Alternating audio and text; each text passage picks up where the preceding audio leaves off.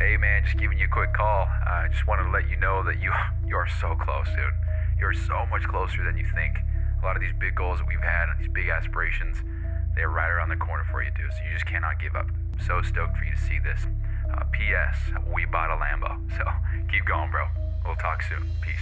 Hey, what's going on, guys? My name is Bryson. This is the Bryson Everyday Project Podcast. This podcast is a little bit different than other ones out there. Here, I only focus on documentation. I don't focus on quality or being professional or being entertaining. If that sounds like something you're interested in, I'd love for you to stick around and give the show a listen. You can also follow me on Instagram at BRQUSE.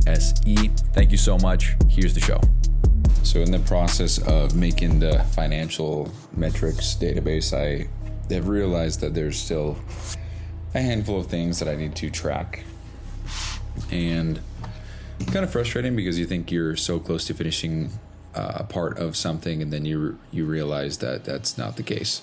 So that's kind of shitty, but also it's exciting in the same breath, because there's just more shit that we can do to make better for the end user. So yeah, it's exciting. Just annoying because things are already built, they're already made, they're already fit to, occupy the space that they're given. So when you add more stuff, it just takes up more space, and then it kind of jumbles things. I was having some troubles with Notion AI today, and all the success that I had yesterday, I'm not having that same success today, unfortunately, which sucks. I probably spent more time dicking around with it to try to make it do what I wanted it to do than actually getting, I guess, the most productive work done. But I guess in the process, that's kind of how I realized that it needs to account for different things. I mean, I actually have a note right here that says, when counting renewals, and that's all I wrote. So when counting renewals, it needs, I don't even know what I was going to go for there. But I wrote some notes down here. I was probably going to give it to Karn. I just called it Big Automation Project. And the idea was to use Make to pull all previous month's data for the coach or the client that uses this, so that way we can put all of their past month's data into the system as well, depending on what they've tracked. But then I got thinking, and I'm like, based on my experience, these coaches don't track shit other than finances. They're not going to track renewals, individual dates. It seems like they don't really track anything of when a client became inactive. They just remove them from the program. They don't track that stuff. So the only thing that would be useful for would be financial things, all things financial. If they track it, if they don't, then they don't. But it got me thinking, because that's actually quite a big project, and that also adds a lot of value, because if I can say, hey, all your past data, we can put it into the system, and you can get visual graphs and all of that. That I think would increase the value, increase the perceived likelihood of achievement, which is in the value equation, which is they have all their data, they give it to me, and by the end of the week, they can have a giant visual of everything that quick. So very cool. But yeah, I just wrote down some notes, and then I literally wrote, the more I think about it, I think this only applies to finances because most coaches track that from the beginning in some form, but nothing else. We'll leave this here regardless. So literally thinking out loud, note to self, and I'm probably going to keep it there just so that Karn can see that and I guess just see the thought process and see how I kind of came to the conclusion of what's needed and what's not needed. So yeah. So anyway, as far as Notion and work and shit goes, just working on the financial metrics side of things. A lot of it is done. I'm very pumped about it, and I'm excited to get this completed. I'm not sure what's going to come after this. Maybe it's expenses. Maybe, you know what? It's the monthly recurring. So where do I get that at? So it's in financials. I had an idea to make a recurring expenses dashboard. Now, where did I put that? All financials, sales, all-time package totals, contracted totals. lifetime value, acquisition, monthly recurring revenue. I think it's in here. Yeah, it is in here. So it is monthly recurring revenue metrics database, which is total monthly recurring revenue, total payments, month-to-month income, month-to-month percentage, month-to-month no contract payments, month-to-month no contract income, month-to-month no contract percentage, split payments, split income, split percentage. That might be it. I could do all of those things, but with renewals as well. So that's where I put that. So we can definitely do one of those databases. We can definitely do. I wonder if we could do some kind of PIF. I don't think so. I'm just trying to think, because the end goal is to make as many metrics and make it so detailed, make it as detailed as possible. I'm just trying to see here what I could do. I don't know. I think we're good. Yeah, just working on that. Not doing a whole lot. Oh, I want to share this. So Karn and I were going back and forth just sharing ideas, because I said, hey, we need to make a closer tracker that shows calls and then allows the closer to track their calls and the outcome, so that we can track, how many times was there a no-show, how many times was there a ghost, how many times was there a cancellation, how many times did they show but there was no sale, how many times did they show but there was no sale but there was a deposit, all this stuff.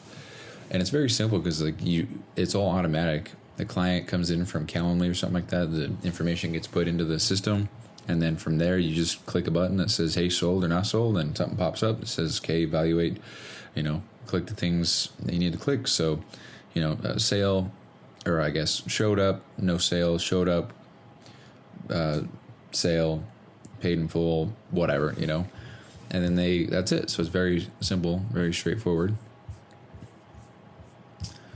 But yeah, anyway, you know what? This is the master log metrics. I didn't even realize. Yeah, this is done as well. Again, I just want to get to the point where I can start selling this. I mean, we'll go through and we'll fix things as they go. I do want to create some kind of form that I can link to literally everything, like a form that is like a fix me, submit a request, suggestion, help, error, whatever, and then also put that next to a help video, and that video would be a loom going over just that one thing. So, in theory, I would have damn near 1,000 looms. A few hundred for sure. I don't know about 1,000 going over every single thing, but I'm not sure if that's practical or not. I mean, it would be extremely valuable. The reason why I like that idea is because so for example, if I record a video and I go over 10 things, but 3 of those things change in the next 5 months, I feel like that video is outdated and I got to remake it. Whereas, if only those 3 things change, then I just got to make 3 10-second videos. Because if I were to record one right now, I would probably start it off and I'd say, yo, what's up? This is the client counts. At the bottom, we have the months. So this is July, August, September. On the left, we have the amount. So in July, we had 77 clients. In August, we had 81. In September, we had 85. This just counts how many clients we had at the start of each month. And that would be it. I would probably end it there. And done. So I would just take that link, copy it, embed it into a button so it looks nice or something like that. I don't know. I'm sure I could work on some emojis or something like that matter of fact, let's see what I can come up with really quick. So if I just did a square, and then if I put a question mark, and then if I did it again, if I did a couple spaces, 1, 2, 3, 4, 5, square. What's a good help emoji? Good help. So if I put a question mark right there, and then if I put a caution sign, if I put that on all of it, then we can have a spot. So the question would be, I don't know how to use this. The caution symbol might be, or I guess the caution symbol would be to click to report something. Question mark would be a video on how to use it. And then what else could I do if I want to keep everything uniform? I could make a button that takes you to another, I don't know. See, I like the idea of all of this, but it's just not the most important thing right now. It's definitely something that's going to have to come with time. I'm just seeing what this looks like if I format it differently. Let's see. Yeah, it doesn't look horrible. Yeah, I don't know. Just an idea. And for context here, all I'm doing is putting a question mark and a caution symbol inside these boxes so that somebody can see them and then click on it and then get help immediately. So that's kind of the idea there. But anyway, yeah, I'm actually looking at this stuff and I really like the look of it. I think it looks really crisp after not looking at some of this stuff for a day or two. I know exactly. Obviously, I made it, but for example, this says net growth rate, and then we have July, August, September, 1.3, 2.5, 6%. Yeah, it's very clean and crisp. One thing I wish you could do is click on it and see the details, but can't really. There's no details to be seen. So I can see that a month is X, Y, or Z numbers or percentages, but I can't see the details that make that up, and that would be a massive project to make you be able to see that stuff. So I don't know. But yeah, made a lot of progress today. I didn't even finish that thing with Karn. So we were going back and forth. I was telling him the projects we got to do, what we got to make, and I was showing him on a Nito video. And I said, hey, this is what it should look like. This is another coach that I work for. This is their closer form. This is the automations. And it's pretty messy, but this is what it looks like, blah, blah, blah. And let me see if I can find it really quick. Excuse me. I'm not sure. Is it in this one? Where were we talking? I'm just going to go to my notifications. Let's see. Oh yeah, so it's in the tracker that he was building. He says, holy moly guacamole, this is awesome, dude. Such complicated stuff, but with 2 fire emojis.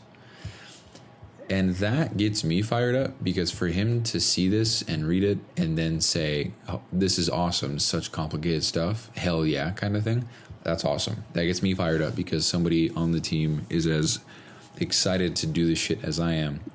Which, I'm not gonna lie, kind of makes you feel like, it alleviates some of the pressure or the weight on my shoulders, because in some ways I do feel like I can delegate certain things and we can get things done faster. Or these big project ideas, like it might be best to delegate these for 2 reasons. He could learn how to do some of this stuff by trying to figure it out by himself, improving his ability to design this shit and just understand how things might work. And also, I guess just it helps me because I'm giving that project away and I don't have to spend time and energy on it. But yeah, I don't know. So that's it. That's exciting. And then that's kind of work. As far as my house goes, I was able to clean up our living room and clean the floors. So I moved the couch and the small little, I'm going to call it an entertainment center, but it's I don't know what you'd call it. A small little desk, cabinet. I don't know. It's about 1.5 feet tall, 2 feet tall. I don't know. It's where you put your TV. It's got a little two doors to put, DVDs or an Xbox or something like that. I don't know what you call that shit. But anyway, I had to move all that around. Wasn't heavy or anything. I just had to move a lot of stuff, then clean the floor, and then move that stuff to the clean spot, and then clean the other side of the floor, then move it back, set everything up, make it look nice. So I was able to do that today. I Was also able to unload, I don't know, 4 more boxes worth of stuff. And I think that we are coming down to the very end. There's one box in my closet I'm not going to unbox. There's just a lot of shit that I don't want to unbox it. I think it's fine how it is, which to that point, why do I even have it? So I don't know. And then Lexi's got a few boxes as well. And then I think we're set. I mean, we're like 95% there. The 5% just consists of shit that we got to get rid of or donate, or we have a lot of boxes that need to be broken down and thrown away and blah, blah, blah. So we're really close. It's exciting. And I've spent a good amount of time, probably more than I should have. Do you guys notice how my voice cracked like 4 times in the last 30 seconds? That's insane. What the fuck's going on? But I've spent probably more time than I should lately on getting the house set up, which I don't know how if I can say I've spent more time than I need to, but it has definitely taken more hours from my work away. But I do think that the stuff I'm doing for the house is needed regardless, and may as well get it done sooner than later so I can get back to working the amount of hours that I want to work sooner. But yeah, I think that's everything. I didn't really touch on the whole installation of the electrical outlet, but the guy came over and, long story short, just installed the outlet for me, and it was pretty quick. It was cool to see him do it. He's like, "Oh, you don't have to hang around. You can go do whatever." And I was like, "Oh, do you mind if I just watch? I think this is cool. I've never seen this before." And he's like, "Oh yeah." And then so we started talking and just bullshitting. Odd fellow for sure, but very nice. He was the business owner himself, so I was like, "Oh hell yeah, man! How can I help you out? Can I just spread the word? Like what?" And he's been in business for 8 years, which is great. He's been an electrician for 30, and it was cool because what happened was I needed a 1430, 240 volt outlet, and because I didn't want anything more than that, I don't need it to be faster than that. I don't drive. I didn't even drive at all today. And he was like, "Oh, yeah, cool, no problem. That'll be," I swear he said a 500, and then he changed it to 600, I swear, but it's fine. So, matter of fact, I'm sure he did. It's fine, doesn't matter. And then, I walk over to his van, and I'm like, "Hey, did you say, how much was it again?" And he said, "Oh, 600. And I was like, "Fuck, I don't give a shit." And he's like, "Well, here's the thing. So, the 1450... that would be 800, but I don't have that one. I don't have the one that you want, so I'll just give you this nicer one, the faster one, for the same price." And I was like, "Oh shit, cool." So we installed a better one, a faster one, for the same price as the cheaper one, which is pretty cool. So again, I don't need it, but I don't know. Maybe I will in the winter, because I have noticed that the cooler it has gotten, the more battery that I've used, quite substantially actually, which is kind of a bummer. Kind of like my battery got cut and like lost a quarter battery life. So it's kind of to make it a simple analogy, it's kind of like I went from having 100% battery to 75% battery, which is fine. It just sucks to see that drop, because realistically, so my car does, I think it's like 360 miles because it's a long range, or maybe it's 330. It's 334 miles, I believe, 336, something like that, because it's a long range. I will only ever need even half that in a day if I'm road tripping. And as long as I go home for the night, I can charge it. And honestly, what I should do is get another charger and keep that in my car. And truthfully speaking, I don't think I need to, because there's chargers everywhere. You just got to pay for them. That's the other thing. So I actually went to Harmon's the other day. And if anybody doesn't know, it's a grocery store around here. I think it is Utah specific, so my bad, but... And I plugged my car in Got a person on my team named Karn. I plugged my car in and started charging it, because I've never done that ever. I've never paid for it. And I went into the store for 10 minutes, 15 minutes. I came back out, unplugged it, and I left. And I'm really confused because I didn't pay for it. I didn't do anything. But I charged my car, and there's nothing on my app, because I can go to charging and I can go to history. No charging history found. I can go to manage payment. My payment is there. Vehicle details.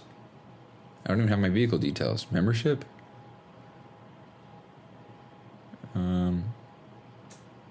Fuck is this? I can get lower prices by spending monthly. It's an interesting idea. But yeah, I don't see it anywhere. I mean, I was only in there for 10 minutes, so maybe 10 minutes is not worthy of any charge of price. I don't know. But I want to make sure that I don't get screwed over. I mean, if I'm looking at my bank, let's just double check. I'm going to look for small ass charges. $6.99 Harmon's. Pretty sure that was 2 drinks and a Snickers. There's nothing else that's even close.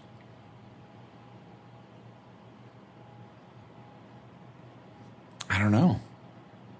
That's so weird. I have no idea. So I just want to make sure that I'm doing the right thing, but I unplugged and I pieced out. I didn't pay for anything. Maybe it's just, do I have free charging? No way. Service plans.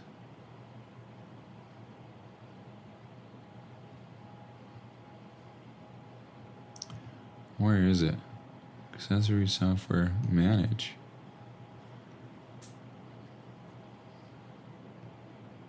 I don't know. I don't think I do. What about service? No. Roadside? No. I don't know.